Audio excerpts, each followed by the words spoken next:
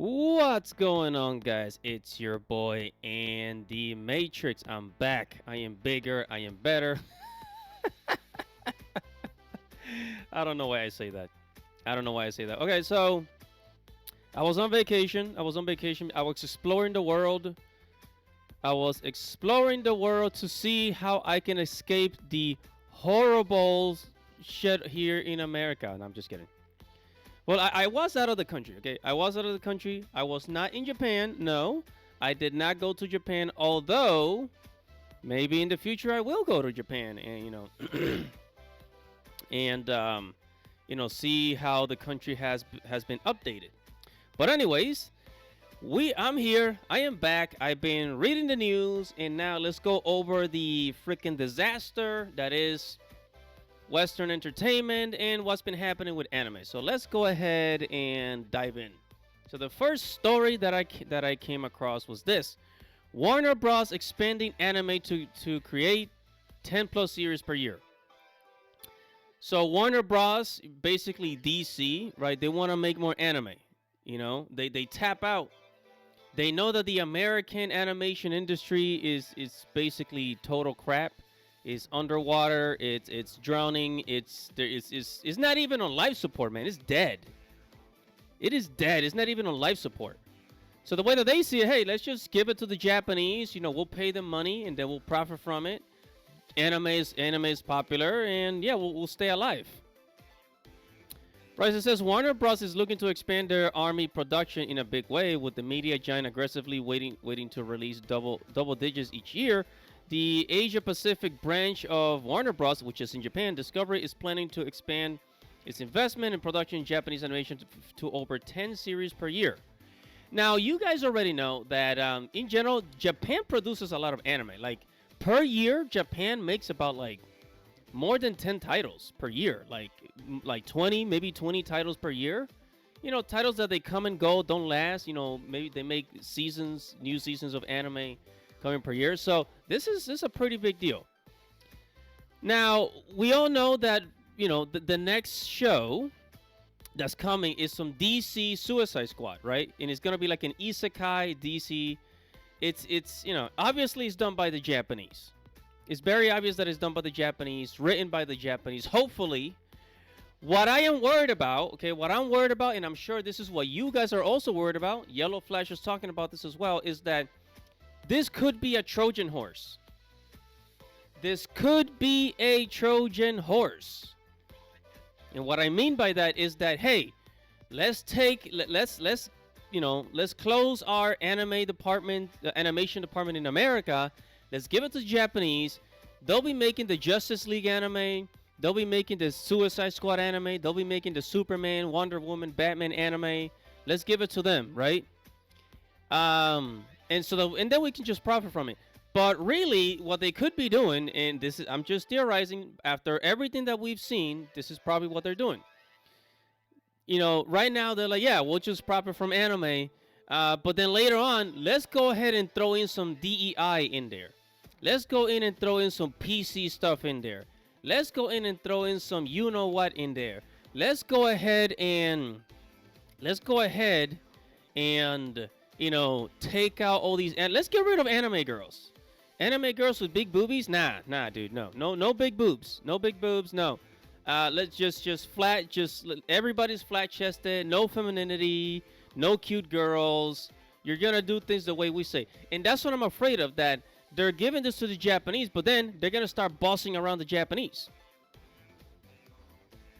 And we've seen this happen before. Who was it? I think it's happening now. And it's happening now, not in the way necessarily that, they're pushing a lot of this DEI PC stuff. But we've seen how Netflix refuses to pay animation studios in Japan, to the point where they have to take out a loan before Netflix pays them, which is absolutely ridiculous. If it were me, I wouldn't start working until I get at least that first payment. I want to see some money coming in. But anyways, yeah, they want to make 10 plus anime series per year, Warner Bros. And the great thing about this, that maybe they'll pay animators more. I don't I'm getting my hopes up. But yeah. It says it's worth pointing out both JoJo's Bizarre Adventure and Record of Ragnarok have been on Netflix and consistently remain in their global top 10 releases. Their most recent upcoming release, Suicide Squad Isekai, is an original anime based. Yeah, so we know that. It says Gibbons added, there is a Japanese anime that comes from original IP, but there's also anime that comes from elsewhere. And we've looked at our DC universe and said we can take these characters and reinvent them in the world of anime, which is not straightforward because you have to do it the right way. You have to work with the right studios. Yeah, you know, they're going to do something. You and I both know that they're going to do something, but hey, we can only speculate until we see the bull crap, until we see the all the nonsense. A couple of years from now, I give it about 2-3 years for us to start seeing all this nonsense. And moving on to our next topic, Microsoft. Bill Gates doesn't like sexy anime girls. Bill Gates says, hey, you gotta stop exaggerating body proportion of female characters. And I think maybe Bill Gates, I don't know, maybe he wasn't satisfied with his wife or something. Why will you tell men something that we're driven to look for? Why will you tell men stop drawing sex, stop looking at sexy characters? That's impossible. That is absolutely freaking impossible to do. So we all know Project Eve, right? You know, Project Eve, no, not Project Eve, Stellar Blade has been the talk of the town. You know, Eve with her gorgeous Korean sexy model body. And it's an absolute insult. I mean, it's an absolute insult. How are females not insulted by this? Like how are feminists not speaking up against this, you know? He says here at Sankaku Complex says Microsoft urges developers to avoid exaggerated body proportions from female characters. Which, by the way, I keep saying this. I don't know if like these people have, you know, have seen it online. I don't know if they understand that these characters, these female characters in video games, a lot of them are based off of real body proportions of female models. Eve from Stellar Blade, her body was directly scanned from a South Korean Asian model, and that is why she looks so freaking sexy. I mean, look at that behind. Her behind is absolutely gorgeous, right? And this is what these idiots, these absolute freaking just, I'm gonna call them dictators. Like, they don't want you to look at sexy female characters. What? So, do you want me to be gay? Should I be gay? Oh, stop looking at that. You're a bigot. You're, you know, the male gaze or whatever the heck. It's absolutely ridiculous. The Microsoft official support website for game developers has noted urging devs not to create female characters with exaggerated body proportions. Those exaggerated body proportions are not exaggerated because they are from real women. If you ever left your house, if you ever stepped out of your house and actually socialized, you will see that there are women out there with these real beautiful body proportions. You can find one anywhere. Go to the grocery store, the cashier. Or if you don't want to leave your house, freaking go on, you know, there's certain websites that you can go to. I'm not going to tell you. But I hate it how people pretend, how these idiots, like how these dictators pretend like these types of female bodies do not exist. Say Microsoft support, says title, product inclusion action help customers feel seen. What? Help customers feel seen, says list various considerations for developers to use when working on games. As pointed out by users, the list appears to contain language condemning certain female characters as reinforcing negative gender stereotypes. They're not gender stereotypes, you freaking dumbass. These are real body proportions from real humans, real females. It says, are you reinforcing any negative gender stereotypes? Are you unnecessarily introducing gender barriers into your code of design? Are you creating playable female characters that are equal in skill and ability to their male peers? There's no such thing as equality. Come on. It says, are your female characters equipped with clothing and armor that fits their tasks? Do they have exaggerated body proportions? What are exaggerated body proportions exactly? It's ridiculous. Get out of your house. Leave your house. Look at real women in real life.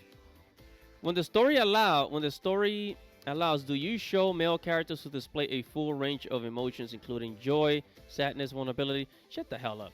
Okay. So yeah. So the male characters, they gotta show these traits. Sadness, joy, vulnerability. Wow.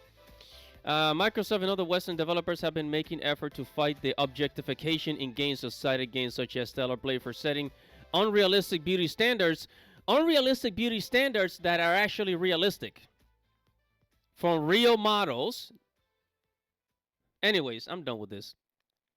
So guys, if you see any video games out there where like they make the females look ugly, fucking don't buy it. These are like, keep your, do not spend your money in protests. I am sick and tired of this crap, and we gotta fight it with our wallets, so that these idiots, so these dictators, know exactly what we want for our products. All right, and up next, Beastars.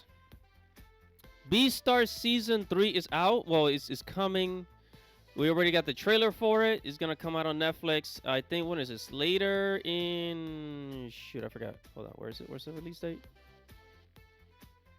The release date is on... Part 2 coming soon. It's coming out this year, right? It's coming out this year. We're gonna see some new characters. We see Louis with his prosthetic leg after letting Legoshi eat that shit. The Shishigumi returns. Legoshi and his, sexy body. Something for the girls. What else do we see? We see. And the return of Hado. We're gonna see some new characters. We're gonna see where's that horse? There's a new horse character. I forgot his name. And also we're probably gonna see Legoshi's grandfather, I think. Who happens to be a lizard. I don't know exactly how that works in the world of Beastars, but hey, I'm up for it. And up next, it's come on. It says Final Fantasy 16 PC version enters final stage of optimization. So the PC version of Final Fantasy 16, it's almost done. Like they're almost done. I guess doing all the optimizations for the PC version. So most likely it's gonna come out for. I think probably it's gonna first come out for what is it called? Shit. Damn it! What was it? The I think Steam is Steam, and the other one I forgot what it's called. Epic Games, yeah, Epic Games. Steam and Epic Games, those two. Right. So it says here, in terms of where we are in development currently, we're trying to figure out the final stages of optimization right now. When we can release the PC version might be dependent on the system requirements and specifications for PC that players will need. So we're trying to figure that out. Naturally, the PC specifications are looking to be somewhat high. So this is probably going to be in the same realm, right? In the same high performance as Hogwarts Legacy, where like you need to have a high performing computer for this game to run. It's going to be very demanding with the graphics and the performance of your computer. So, I mean, it's no wonder, because originally it was for PlayStation 5. Which is very graphics heavy. So this is a graphics heavy game, just like Hogwarts Legacy. So you gotta have a good gaming laptop, gotta have a good gaming computer, and but hopefully maybe they can like bring down the graphics a couple of notch, let you bring down the graphics a little bit, so that your computer can be able to perform. Said it won't be too distant in the future. Said it won't be a year. It won't be 2 years. It'll be probably shorter than that. So stay tuned. So the game came out last year in June. So most likely we're probably gonna get the PC version sometime around late this year. I'm gonna say the fall season of 2024. That's probably October, November, December. That's when I imagined it. And then after that. Yeah, after that, then it's going to be, going to have it. And hopefully it sells more copies, because it's kind of sad that it only sold 3 million copies. With the PC version on Steam and Epic Games, it can sell, maybe 6 million, 7 million. Who knows? But Square Enix is missing out on a lot of money. Like, they're seriously just missing out on so many dollars, on so many units by being exclusive to the PlayStation. Exclusivity sucks. Exclusivity is not good for these companies. Exclusivity is not good because it shortens the amount of gamers that you can reach. Not everybody wants to buy a PlayStation 5, and that there's a problem. Anyways, Final Fantasy 16 PC version. I predict fall 2024. Let's see what happens.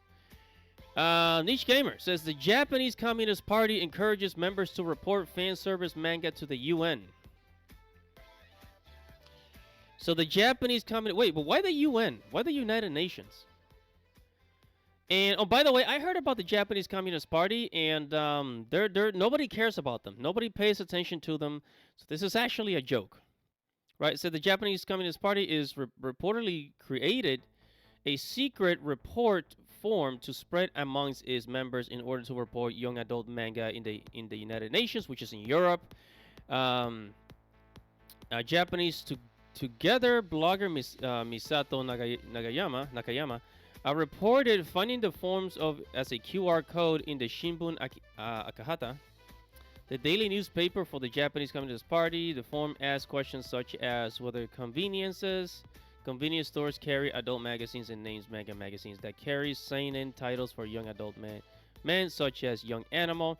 Says this push to vilify anime and manga appears to partially contradict the party's statements in 2021, where the JCP affirmed their alleged commitments to free expression, but had reservations about how women are portrayed in creative works. That's even more surprising. Is in 2010. So the Japanese Communist Party is telling its voters to report seinen manga. Well, seinen manga is basically adult manga, like Berserk. So it's not necessarily like hentai, but a manga that is made for adults like Berserk is very bloody, very like maybe dark at times. So look, nobody cares about the Japanese Communist Party. Nobody cares.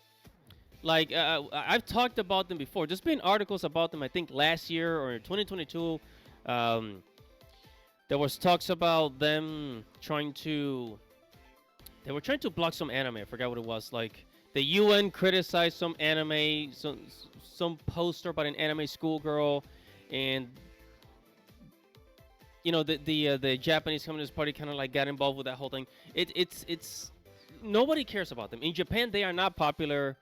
They are not at the point where they can conquer Japan. It's a very small group, and it's, so this is, they might be taking some actions here and there, but this is not something that we need to worry about. However, this type of stuff is on the rise, so we do have to keep an eye on it, And I don't understand why they always trying to, why they always attacking the fan service? Like, what do they care? What do they care? Why don't they go? See, it always baffles me. They always fight against the wrong things, because if it's let's say if it's the anime girls you care about, if it's the children you actually care about, why don't you attack the actual abusers who are taking advantage of children? And I'm not gonna go into details, but I always find it funny how they always attack anime and never the actual predators in the real world. So, anyways. All right, so moving on to our next topic, Johnny Somali is back, and more specifically, Johnny Somali's friend.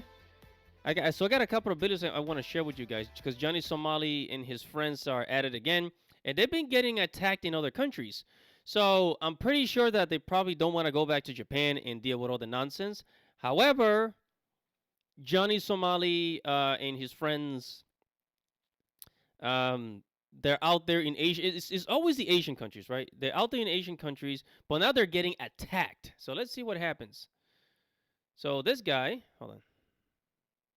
So this is Gino. This is Johnny Somali's friend. Let's see what happened. He gets attacked in Thailand. I don't care what it is. Hold on a second. Let me raise the volume.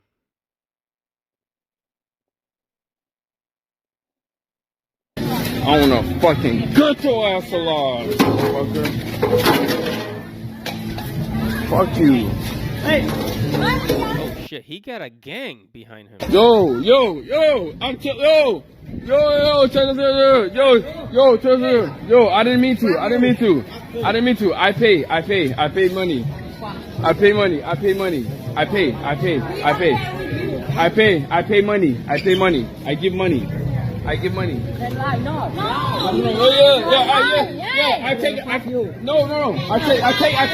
take off. Look.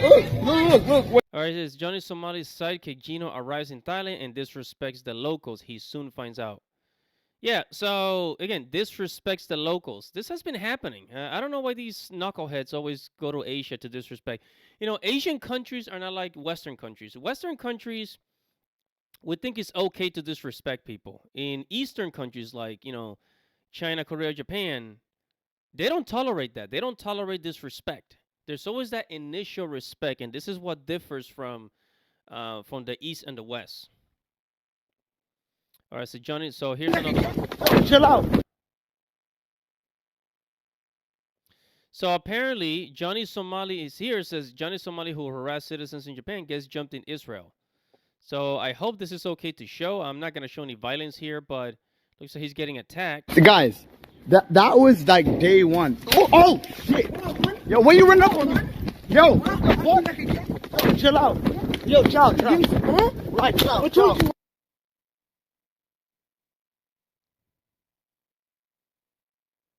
Yo, what the fuck, chill out. You say you're a boxer? Yo, chill out. Chill out, alright, chill out. Yo, what the fuck? Chill out. He's getting whooped. Alright, chill out.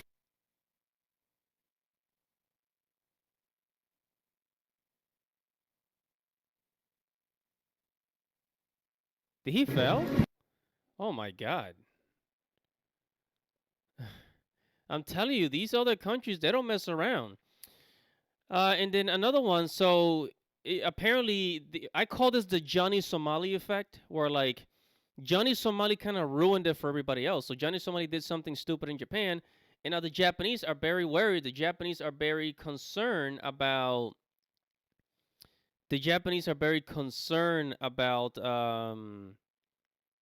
you know, live streamers in their country, in Japan. So now other people don't feel, you know, they don't want to record in Japan because they don't want to get in trouble with the authorities because of Johnny Somali, and we can and this guy's kind of confirms it. So here we go. Okay, you want to go to the fugu, right? No fucking way you're gonna make a footage inside of a fancy fugu in Japan. Why? No. I've done it before.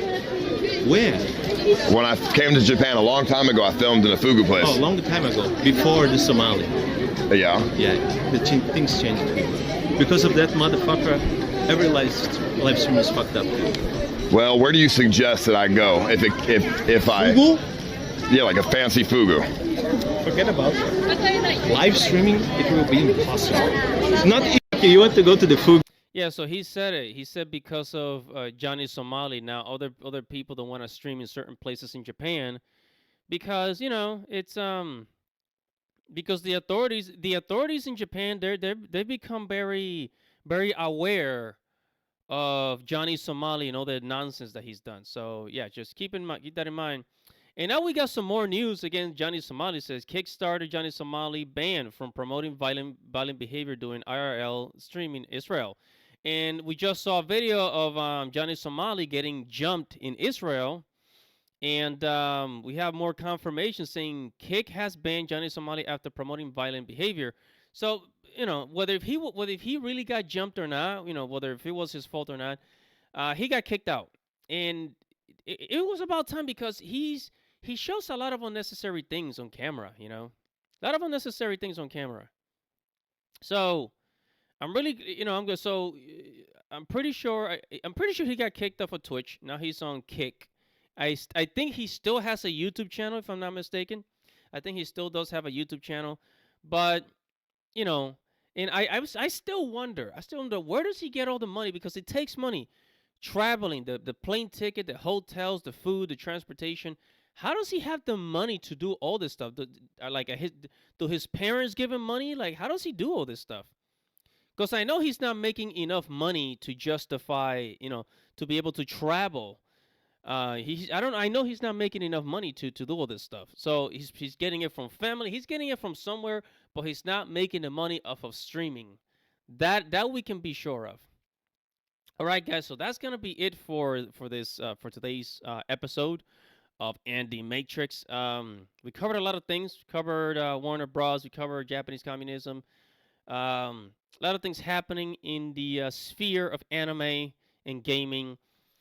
So, wow. I'm gonna try to make more videos. I've been really busy. You know, I've been studying. I've been drawing. People are now. I've been getting hired to do character designs. So, which by the way, if you guys want me to do some character designs, some anime character designs for you, I'm open and my commissions are open. So go ahead and contact me. My email is in the description. So, or you can go to the about section on my YouTube channel. And that's gonna be it, guys. Had a lot of fun tonight. So thank you for watching. Thank you for stopping by. Make sure to subscribe to the channel. Make sure you hit the notification bell for future notifications. It's your boy Andy Matrix. Godspeed, baby. Peace out.